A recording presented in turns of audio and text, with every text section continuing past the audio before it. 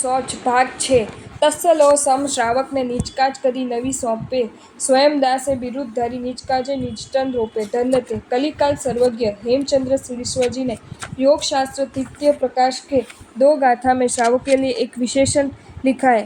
तपयोग कल्प तपे हुए लोहे के गोले जैसे ये संसारी है। भट्टी में तपे हुए लोहे के गोले को पृथ्वी पर जोर से घुमाए तो रास्ते में जो जीव आते हैं उन्हें सबको मारता जाता है। चींटी या मच्छर या वनस्पति सचित मिट्टी या जल हो वह लोहे का गोला सबका कचूमर निकाल देता है। शरीर खुद एक गोला, उसमें अविरती रूप अग्नि मिलने से वह तपे हुए लोहे के गोले के समान बना। गृहस्थ प्रतिदिन अनेक प्रकार की हिंसा करने वाला होता है, इसी कारण उनमें जीव दया के परिणाम बहुत कम होते। बात बात में विराध न करना उनके लिए सहज है। जो अपने जीवन में षटकाय की हिंसा करने वाले हो उनको जीव बचाने का तीव्रतम परिणाम कहाँ से होगा। इस कारण ऐसे श्रावकों को गृहस्थों को मुनि कोई काम नहीं सौंपते। वो बराबर जानता है कि ये गृहस्थ मेरे किसी भी कार्य के लिए कितने ही जीवों की हिंसा करेगा, इसमें मैं निमित्त बनूंगा। मेरा संयम पहला महाव्रत मलिन बनेगा, मुझे ऐसा कुछ भी नहीं करना है। देखो, हम गृहस्थ से ये कहें कि यहाँ से आधा किलोमीटर दूर रहे हुए ज्ञान भंडार से ये 5 प्रत ले आओ। अब गृहस्थ स्कूटर पर वहाँ जाएगा, इसमें चींटियाँ आदि अनेक जीवों की हिंसा होगी। बाद में ज्ञान भंडार में जाएगा, चलते समय वह एरिया समिति का पालन थोड़े ही करेगा। उसके बूट या चंपल के नीचे कितने जीवों की हिंसा प्रत लेने के बाद फिर से चलकर स्कूटर पर हमें लाकर देगा। कितनी वीरांगना। हमें वंदन करने आए हुए गृहस्थ को भी सिर्फ इतना कह दे कि ये पुस्तक सामने बैठे मुनिराज को देना है तो वह भी पाप है, क्योंकि इतना चलने पर भी गृहस्थों से हिंसा संभव है। बिहार में अपनी उपधी नौकर के द्वारा साइकिल पर साथ ले चले, उसमें भी कितनी हिंसा। वह तो पानी पर, वनस्पति या चींटी आदि सभी जगह साइकिल चलाएगा। वह स्नान भी करेगा, संडास भी जाएगा, रास्ते में कहीं पर भी मात्र के लिए बैठ जाएगा, थूकेगा। ये सभी पाप किसके सिर। बिहार में अगर रिक्शा अथवा टेम्पो वगैरह गाड़ी रखे तो वह तो साइकिल से कई गुना विराधना की कारण है। गृहस्थों को कहे कि अमुक स्थान पर अमुक साधु को ये समाचार पहुंचाने, वह तो सीधा फोन लगेगा। ऐसी अनेक बातें हैं। गृहस्थ का कोई भी काम सौंपना मतलब प्रथम महाव्रत में अतिचार लगाना, करुणा गुण को घायल करना। इसलिए ही संयमी कभी भी गृहस्थों को काम नहीं सौंपे। शक्य हो तो गृहस्थों क्या अपना छोटा सा भी काम अपने से छोटे संयमी को भी नहीं सौंपे, भले ही वह संयमी जहनापूर्वक कार्य करता। इस प्रकार बिना कारण दूसरों के पास काम करवाना मतलब उन संयमी को नौकर बनाना, और संयमी को नौकर बनाने वाला स्वयं अभियोगिक नाम कर्म बांधता है और नौकर समान अवस्था को प्राप्त करता है। छोटे से छोटा संयमी भी आदरणीय है, बहुमान्य है। वह छोटा है मतलब उसको प्रतिलेखन, काप, गोचरी, वाणी वगैरह सभी काम सौंपना और सेठ समान रहना, ये भयंकर कोटि का पाप है। महोपाध्याय जी ने समाचारी प्रकरण में इच्छाकार समाचारी के वर्णन में स्पष्टता से दर्शाया कि संयमी गृहस्थों को तो क्या बल्कि सहवर्ती छोटे मुनि को भी छोटा काम हो तो भी नहीं सौंपे। आवश्यक वृत्ति में संयमी के लिए सुंदर विशेषण दिखलाया है। स्वयं दासास्त पोदना, साधु स्वयं स्वयं का नौकर। सेठ सब काम नौकरों को सौंपते, वैसे ही साधु भी सभी काम नौकर को सौंपता है, लेकिन नौकर वह खुद ही है। मतलब यही कि अपने सब काम स्वयं ही करे, संपूर्ण स्वाधीन जीवन जिए, दूसरों पर अंश मात्र बोझ रूप न बने। चाहे वह बड़ा क्यों ना हो, फिर भी सुबह अपने सभी वस्त्रों को प्रतिलेखन स्वयं करे, विहार में अपनी उपधि स्वयं ढोए, मांडली में अपने को सौंपा हुआ काम अच्छी तरह करे, किसी को न सौंपे, अपने काम स्वयं ही निकाले, कपड़े सुखाने से लगाकर बाल्टी के पानी को स्वयं ही परखे, मात्रे को प्याला भी किसी को परखवाने के लिए नहीं दे, तो ठंडी का तो प्रश्न ही नहीं उठता। दिन में जब भी पानी वापरना हो तो हर बार स्वयं पानी लेने उठे, किसी के पास पानी नहीं मंगाए, अपने स्थान पर घड़ा स्वयं ही लाए, दूसरों को ऑर्डर नहीं करे।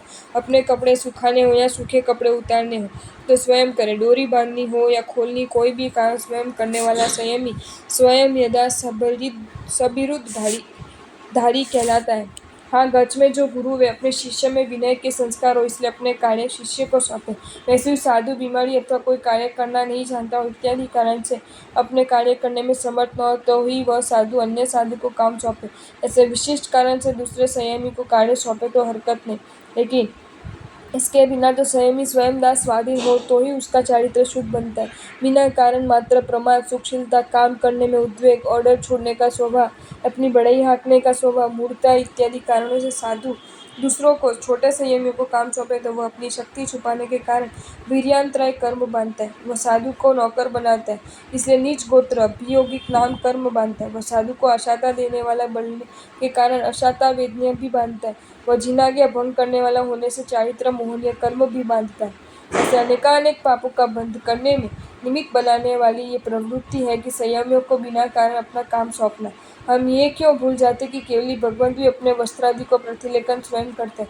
गंधर्व गौतम स्वामी हजारों शिष्यों के गुरु होते हुए भी अपने गुरु की उपस्थिति में स्वयं गोचरी जाते थे, घर घर घूमकर गोचरी लाते थे। क्या हम गंधर्व गौतम स्वामी जैसे भी बड़े कि ये सब कार्य करने में प्रमाद उपेक्षा बेमन करते हैं। पूज्यपाद आचार्य देव श्री भद्रंकर सूरी जी अंतिम वय तक ओघा स्वयं ही बांधते थे और अपने स्थापनाचार्य जी का प्रतिलेखन भी खुद ही करते थे। हमें और कोई विचार करने की जरूरत महसूस नहीं होती। सेठ पन्ने को भोगने की आदत से छोटे मुनि पर दुगुना तिगुना भार अतिरिक्त सौंपना अनुचित नहीं लगता। वे तो भक्तिभाव से सेवा करके निर्जरा प्राप्त करेंगे, हमें क्या मिलेगा। कभी ऐसा भी बनता है कि छोटे मुनि शुरू में तो उत्साह से सेवा करते हैं, लेकिन जब कार्य बढ़ जाता है तब उनको ख्याल आता है कि वडील बुजुर्ग बड़े सुखशील बनकर अपने पास बहुत काम करवाते हैं। इसमें अपने ऊपर उपकार करने की कोई प्रवृत्ति नहीं, बल्कि अपने स्वार्थ साधने की मलिनता भरी हुई। तब वे भक्ति भाव खो देते हैं, असद्भाव को प्राप्त करते हैं और धीरे धीरे भक्ति करने में उपेक्षा करते हैं। फिर निष्ठुर बनकर स्पष्ट मना कर देते हैं, ये काम हमसे नहीं होगा। उस समय वे छोटे मुनि उद्धत स्वच्छंदी लगते हैं, लेकिन इन सबके पीछे कारण क्या।